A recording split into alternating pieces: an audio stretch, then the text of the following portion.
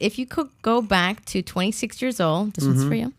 What is the first thing you would master? And this is actually from Ivan, who gave us the coasters.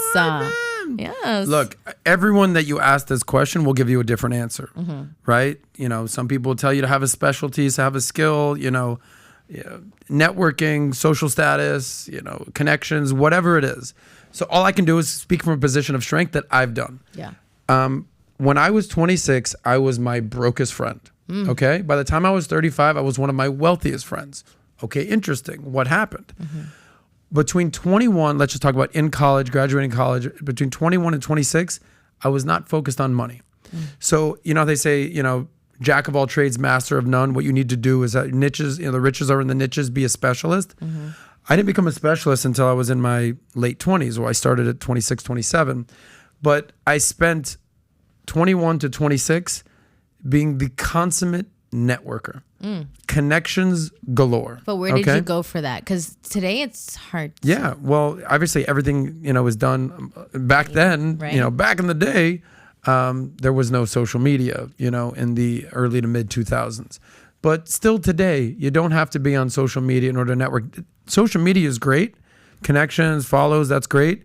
But until you meet somebody in person, a la like the dating reference we just did, you're never going to have the vibe. You're never going to have a real connection. So my answer to this question is develop the soft skills, not the hard skills.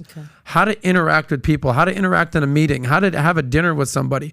I go to business dinners with PBD all the time. Right. All the time, because he knows that when I go to dinner, we're going to have a good time. We're going to have a good conversation. I'm going to treat the guest with respect. I'm not going to kiss his ass, though. Right. I'm going to operate in a sense where after the dinner, the guest is like, yeah, that guy is pretty cool, bro. Like, what's his deal? So I have a question for you. Where did you like learn that way to interact? Because some people can go network, but they don't know how to network. Like they'll just go there and just like listen, maybe ask a question or two. How do you like be a productive networker in the outside world when you're doing that? Some people got it and some people don't. Let's just start with that. Some people are extroverts and they thrive in a social environment. That's me.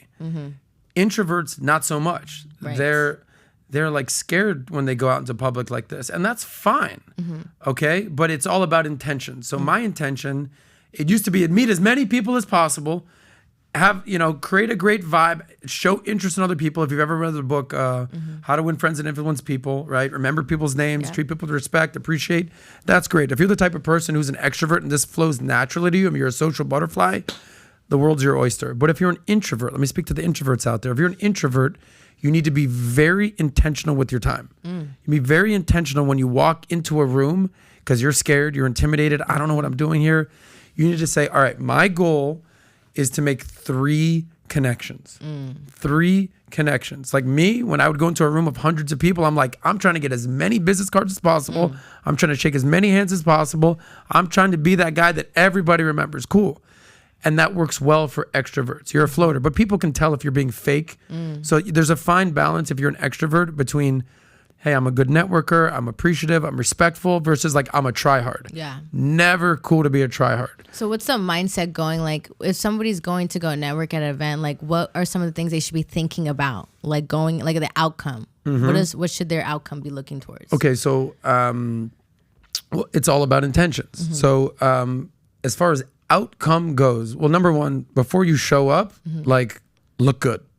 Like if you're going to a networking event and you're just showing up and you're kind of the sloppy guy, or you kind of like, you got food on your face, you're sloppy. It's just, people like doing business with people they like. One of the things I've learned, whether you're in the real estate business, whether you're in financial services, whether you're an entrepreneur, whether you work in tech, whatever it is, we're in the people business. People like doing business with people they like. So if you're, you know, when you're, it's all about it. When I go to networking events, I understand, all right, like, because think about it. Let's say, I don't know whether you're traveling or not, right? Regardless. So a lot of times, like what I would do is I live in Miami, but I met Pat in Texas at a networking event. So something needs to shift, meaning, all right, I'm on a flight or I'm driving someplace. Okay, cool. I'm talking to my girl. I'm talking to my friends. I'm doing my thing. Once I step into the lobby or the hotel or the business conference, whatever it is, it's flip the script. All right, I'm in networking mode.